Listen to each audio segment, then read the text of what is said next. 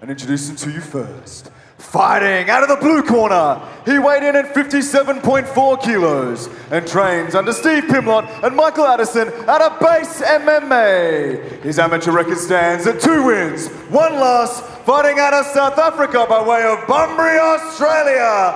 This is Nathan the Bunbury Bruiser Russo!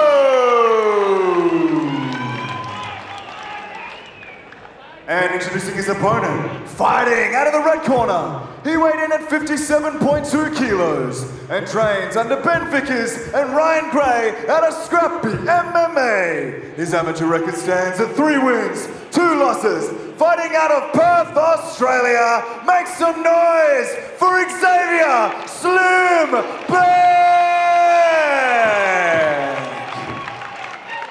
And when our action begins, our referee in charge, Sam Ballantyne. This is my instructions at all times. Protect yourself at all times. Any last questions? Okay, touch gloves if you want. Back to your corner. Final instructions from the no-nonsense Sam Ballantyne. It's a fight that we've been looking forward to. Spoke about it, this fight in the mainstream media in the last several weeks as well. And here we go. Brett Bonetti here with Matt Bones Williams. Rousseau in the blue and Beck in the red. Hard to pick up where the opener left off. And these two, once they get going, they're certainly up to that task too. Tall, rangy flyweights. Fight out of both stances.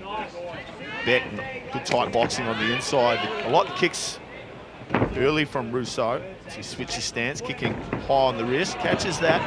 Before it goes upstairs with the right shin.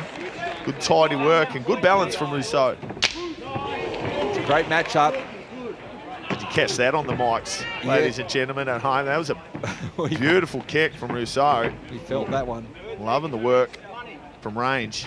Doing an excellent job of controlling the range and doing damage, but when you kick the arms like that on an advancing fighter, it breaks their rhythm. And for a guy who's looking to get his hands going, and Beck, it's really going to stunt his advance. It's Rousseau doing a good job of taking the middle. Nice duck, an overhand left by Xavier Beck. Pressing up into the cage right in front of his team, Ben Vickers, Ryan Gray. First assignment for them for this evening. A big night for them, of course. We'll see Anthony Drillich in action at the top of the bracket on UFC Fight Pass. The cool thing it is for a young fighter like Beck, who's obviously so... he's all in. It's a chips all in thing for him, this sport. Be around the likes of Drillich and Dalla. So many great fighters to come out of that stable. Good head pressure from Beck, just rubbing that peroxide into the eyes perhaps of Rousseau. 17 vowels in his surname. Something he did mention to us when we caught up with him at that Jack Della Maddalena open workout. The fact that he can train in that sort of environment with such high professionalism, that just gives him so much confidence. And we talked about the years having so far. He's right in front of the coach as well. Scrappy MMA, perfect position for them to be in, Matt. Yeah. Just about in Ben Vickers' lap. Vickers might have to flip him an extra $20 for that kind of action. When you're in the opposition, do you tend to sort of like eavesdrop on what the opposition is saying, Matt? Yeah, it depends what kind of headspace you're in, right? Like, so when these guys got in, they're obviously hyped up from a little bit of Katy Perry and Beck's instance. In your ability to hear, goes out the window a little bit. But as the adrenaline walls off, certainly you become more attuned to the voice of the commentator, the sultry tones of Brett Bonetti, perhaps, and your coach. Let's see if I can sing Matt Bones Williams. I continue talking like this is for you as the end of nullification of his best weapon in round number 1. Correct, yeah. Look, Beck coming in, I'm sure Ben Vickers gave him some advice to start feigning, to get him past those kicks. If he goes southpaw, to step outside the lead leg, just to take the power off it. Then you get going with your own. See what kind of adaptations Beck makes coming into the second round. So you're probably wearing those kicks that Rousseau just threw as well, and Beck tries to give the receipt back, but well defended by Rousseau. It is a good weapon, that kick. told us that during the week.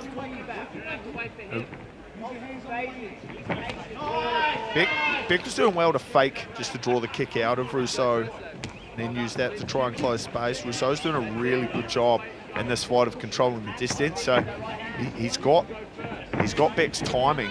When Beck goes to go, he's just stepping back out of the way. So Beck's got to need to fake to try and break that rhythm if he wants to land from this long range. It's interesting with the distance because, again, both guys very similar height and reach. So CU uses their weapon as probably the kicks from distance that you were talking about, Matt. Oh, that's a beautiful Muay Thai from Beck, particularly how he used that knee shield to negate the sweep attempt. And then some good knees in the clinch. Driving in hard now. His head's not in a great position, Beck. Here, he'd do well to attack the single leg on the near side. I can't see what's going on there on the far side. It looks like Rousseau was attacking a guillotine, but Beck's managed to pop out. The little dirty tennis ball attached to the top of his neck popped out, and he finds himself probably just where he'd want to be, Brett, with time to work. Well, we've seen him in especially in the fights this year, that he's very comfortable in this type of position. So this is where the fight wants it. So this is giving him a world of confidence. And see the takedown defences. Rousseau is going to try and use the cage to climb up and get back to the feet, so he can create that distance again and start using those kicks that he's had some success with, especially at the early stages of round one, Matt. Beck doing a good job of staying connected with his hips. He's got inside position with frames on the arms of Rousseau and using his head to control any escape attempt from Rousseau. We see there he's just driving it in as a wedge just above the head of Rousseau, which prevents his egress. Now, what he needs to do here is to start doing some damage. So he's found himself where he wants to be. It's one thing to hold a bloke down, but you need to be able to let some of that MA1 leather go too, Brett. It was like if Ben Vickers has heard what Matt Bones Williams was saying, because Ben Vickers basically word for word repeated that same thing. You've got to work while you've got this dominant position. And here we go. That's the compensation you make to Gray. Looking at his body language, he's giving Beck some great advice there. Basically, probably about using the hips to his advantage, and then coming over with some nice punches. So that was the messages I sort of read off Ryan Gray in between rounds. How's that? Just double-legged him the entire way across the cage. If the cage pinner wasn't there, he would end up in the Qantas terminal at the domestic airport. But does a good job once again to get on top. Let's see if he can ride those legs. He's got chest to back. Rousseau trying to scrape him off. Good job from Rousseau. Yeah, he's done a great job. But you can tell what Beck wants in round number three, sorry, third and final round. He wants to get this one to the mat and control and try and get a finish. This is a great position for Beck. Needs to go here. He's got the correct position to finish it. Get his hands locked underneath the hips. Now he's deep on a single leg that he can just, if he just drives that leg in closer, he can pick up the double. Great back exposure. Good hand fighting from Rousseau. Can't see it there on the camera, but we've got a great angle from our commentary position. Best seats in the house. Rousseau needs to explode here and give himself that distance that he desperately wants, and get himself back into this round, because so far it's Beck, and Beck not having anything of it. He wants to keep in this position to try and fight in that phone box, as you like to say, Matt, and eventually try and take it down to the mat. Partial to a fight in a phone box. Brett, over the years, I almost had one once.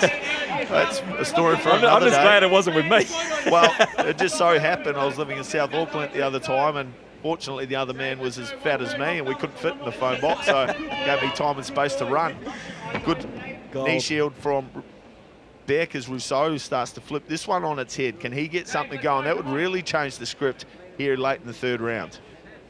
Yeah, great opportunity for Rousseau here, especially in a tight fight like this. As you, again, Matt Williams, you basically said it could be 1-1. Yeah, potentially. Certainly, Rousseau had the best of the kicks, and I thought in the first round, the knees and the takedown from Beck in the second. Beck You know, if he wants to seal the deal, I think he really needs to get urgent with his wrestling offense, drop down on those hits. Rousseau's got an underhook. Can he use it to his advantage? Sam Ballantyne basically giving one of the fighters a warning. I thought he was about to try and split them up then, but I think it was probably more a warning about going onto the fence. 10-second clappers. Wow. Can they get separation and make a big statement to close out the third round? And they meet right in the middle to duke it out here for the Perth crowd at Eternal. What a finish. Wow. Ladies and gentlemen, after 3 rounds, we go to the judges' scorecards for a decision. Our judges score this fight 30-27, 30-27, and 29-28 for your winner via unanimous decision in the red corner, Xavier Bay.